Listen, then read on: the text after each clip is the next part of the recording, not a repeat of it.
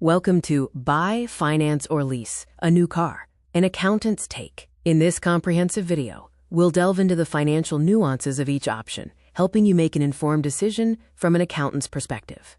Whether you're a first-time car buyer or a seasoned vehicle owner, understanding these pathways is crucial for your financial well-being. The decision to buy, finance, or lease a new car is one of the most significant financial choices many individuals face.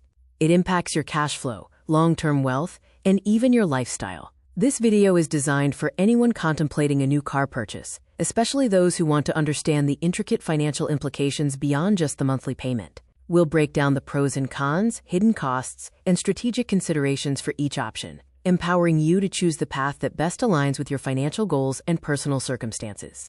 First, let's explore the option of buying a new car outright with cash. This means you pay the full purchase price of the vehicle up front, typically from your savings or a lump sum.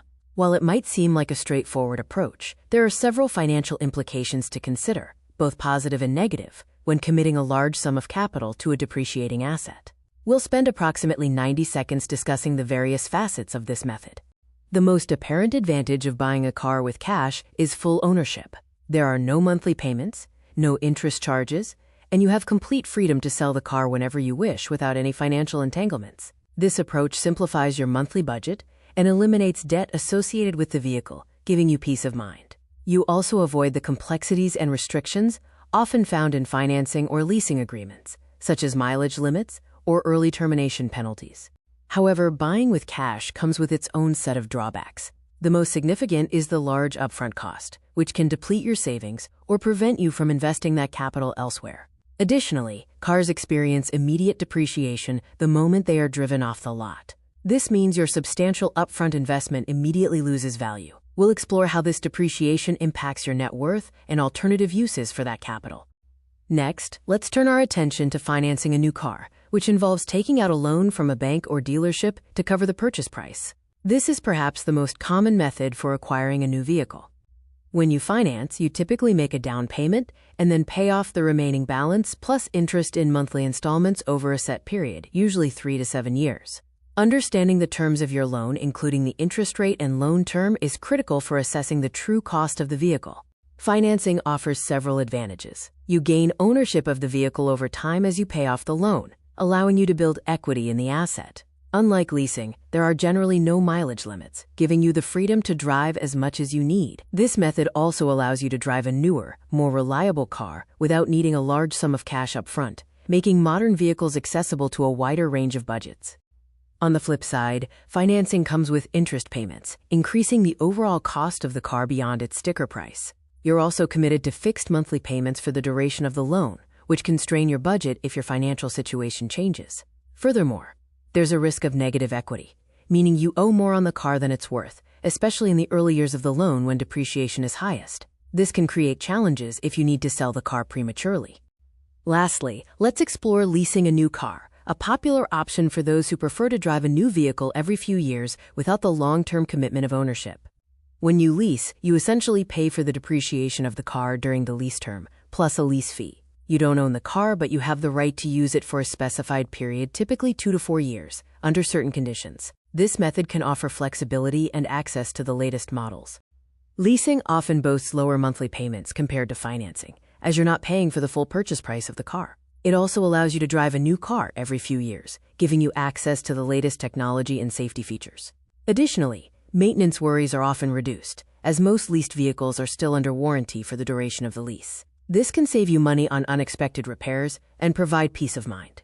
However, leasing has significant drawbacks. You never gain ownership of the car, meaning you won't build any equity. Most leases come with mileage restrictions, and exceeding these limits can result in hefty penalties. Furthermore, you're responsible for any wear and tear charges beyond what's considered normal, which can lead to unexpected costs at the end of the lease term. There's also less flexibility to customize the vehicle, as modifications can be subject to penalties. Now, let's conduct a comparative analysis of the key financial impacts of buying, financing, and leasing. It's not just about the monthly payment. It's about the total cost of ownership, the impact on your balance sheet, and your overall cash flow. We'll use hypothetical scenarios to illustrate how each option plays out financially over the long term, helping you visualize the true cost associated with each choice. When we talk about the total cost of ownership, we need to consider more than just the purchase price or monthly payments. For buying with cash, it's the upfront cost minus the resale value. For financing, it includes the principal, interest, and any associated fees. For leasing, it's the sum of all monthly payments, acquisition fees, disposition fees, and any mileage or wear and tear penalties. We'll present a clear breakdown to show how these costs stack up. Each option also has a distinct impact on your personal balance sheet and cash flow. Buying with cash significantly reduces your liquid assets but eliminates debt. Financing adds a liability to your balance sheet and a fixed monthly outflow. Leasing keeps your initial cash outlay low but results in ongoing rental payments with no asset accumulation. We'll analyze how each choice affects your financial statements and liquidity, helping you understand the broader financial implications. Beyond the direct costs, there are important tax implications and potential deductions to consider for each car acquisition method. The rules can vary significantly depending on whether the car is used for personal or business purposes, and understanding these nuances can lead to substantial savings. We'll explore common tax scenarios and how they apply to buying, financing, and leasing a new car. For personal use, vehicle-related expenses are generally not deductible, but there might be exceptions for specific scenarios like medical travel or charitable work. However, if the car is used for business, a portion of its cost and operating expenses might be deductible. We'll explain the distinction between personal and business use and how it affects your tax strategy, especially concerning depreciation, interest, and lease payments.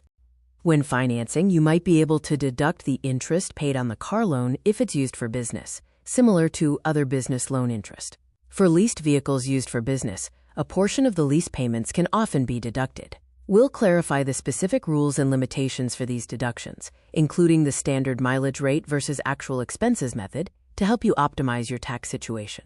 So after all this discussion, which option is right for you? There isn't a one-size-fits-all answer. The best choice depends heavily on your unique personal financial situation, your short-term and long-term financial goals, and even your driving habits. It's crucial to assess these factors honestly to make a decision that truly serves your needs. Consider your current savings and income stability. If you have significant cash reserves and prefer to avoid debt, buying outright might be appealing. If you want lower monthly payments and enjoy driving a new car frequently, leasing could be a fit. For those who want ownership and don't mind a monthly payment, financing is a strong contender. Also, think about your average annual mileage. High mileage drivers will find leasing restrictive.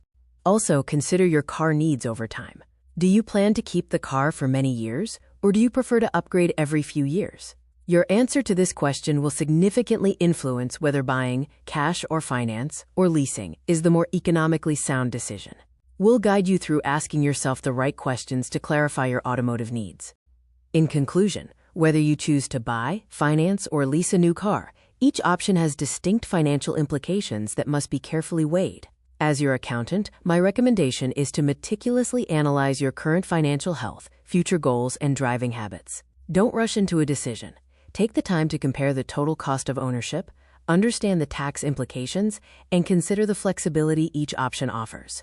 By making an informed choice, you can ensure your new car is not just a mode of transportation, but also a financially sound asset or expense within your overall financial plan.